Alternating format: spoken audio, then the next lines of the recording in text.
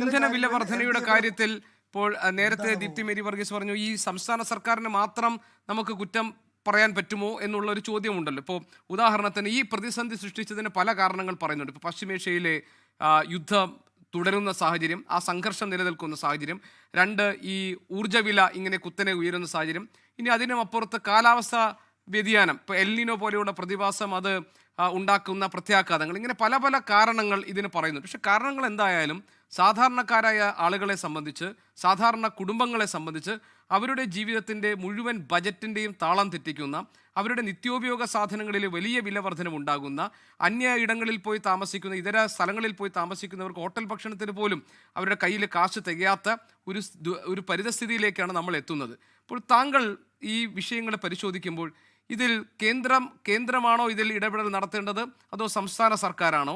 ഇപ്പോൾ താങ്കൾ മാർക്കറ്റ് ഇൻ്റർവെൻഷനെ കുറിച്ചൊക്കെ പറഞ്ഞു. അങ്ങനെയാണെങ്കിൽ അതിനൊക്കെയുള്ള ശരിയായ സമയമായി കഴിഞ്ഞു, ഈ ചുരുങ്ങിയ സമയത്തിനുള്ളൊരു തീരുമാനമെടുക്കാൻ ഈ ഗവൺമെൻറ്റിനും എന്ന വിമർശനമാണോ താങ്കൾക്കുള്ളത്? അല്ല, LDFന്റെ ഗവൺമെൻറ് കൈകാര്യം ചെയ്തു പോകുന്ന നടപടികൾ തുടർന്നാൽ മതി. ഇവിടെ ഞാൻ ചോദിക്കട്ടെ, ഇപ്പോൾ ഇന്ത്യ രാജ്യത്ത് കേന്ദ്ര ഗവൺമെൻറ് ഈ വില വർദ്ധിപ്പിക്കുന്നതിന് ന്യായമായിട്ട് പറയുന്നത് എന്താ? നമുക്ക് ആവശ്യമായിട്ട് ക്രൂഡ് ഓയിൽ മിക്കവാറും ഏതാണ്ട് 90% ഇറക്കുമതിയാണ്. ഈ ക്രൂഡ് ഓയിലിന് യുദ്ധം ആരംഭിക്കുന്ന സമയത്തുണ്ടായിരുന്ന വില എത്രയാ? $60 മുതൽ $68 വരെ.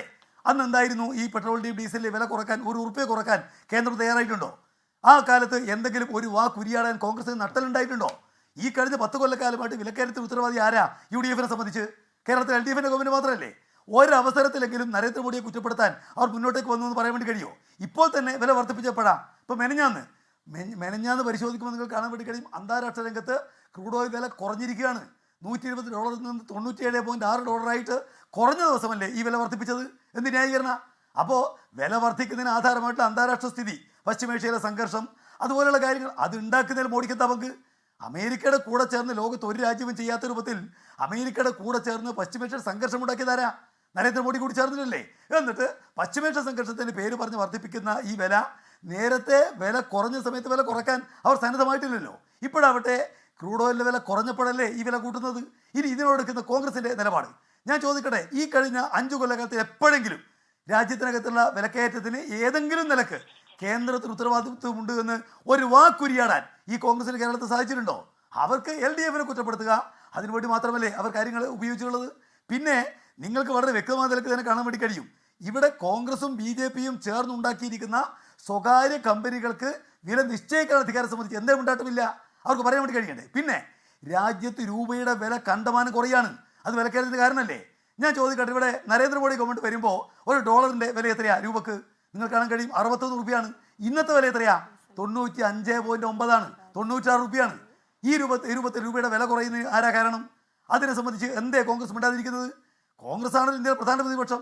ഞാൻ ചോദിക്കട്ടെ, പിന്നിട്ട് പോയിട്ടുള്ള 10 വർഷക്കാലമായിട്ട് രാജ്യത്തിലെ രൂപയുടെ വില കണ്ടമാനം ഇടിച്ചു താഴുന്ന ഒരു നില വരുമ്പോൾ ഒരക്ഷരം ഉരിയാടാൻ നട്ടൽ കാണിച്ച പാർട്ടിയാണോ ഈ കേരളത്തിലുള്ള കോൺഗ്രസ്? ഇവിടെ എന്തെങ്കിലും അത്തരം കാര്യങ്ങൾ പറയാനോ സമരം ചെയ്യാനോ അവരുണ്ടായിട്ടുണ്ടോ? അപ്പോൾ അവർക്ക് അതൊന്നും ഒരു വിഷയമല്ല. അധികാര കസേരയിൽ വരുന്നതിന് വേണ്ടി ഇത്തരം വിഷയങ്ങൾ ഉപയോഗിക്കുക എന്നുള്ളതല്ലാതെ അവർക്ക് ജനകീയ പ്രശ്നങ്ങൾ ഒരു വിഷയമേ അല്ല. അത്തരം കാര്യങ്ങൾ അവർ അലക്ഷ്യതയില്ല. ഇപ്പോൾ ഞങ്ങൾ LDFന്റെ ഗവൺമെൻറ് ഭരിക്കുന്ന കാലത്തും കേന്ദ്രം ഉണ്ടാക്കിയ വിലക്കയറ്റത്തിനെതിരായിട്ട് സമരം നടത്തിയിട്ടുണ്ട്.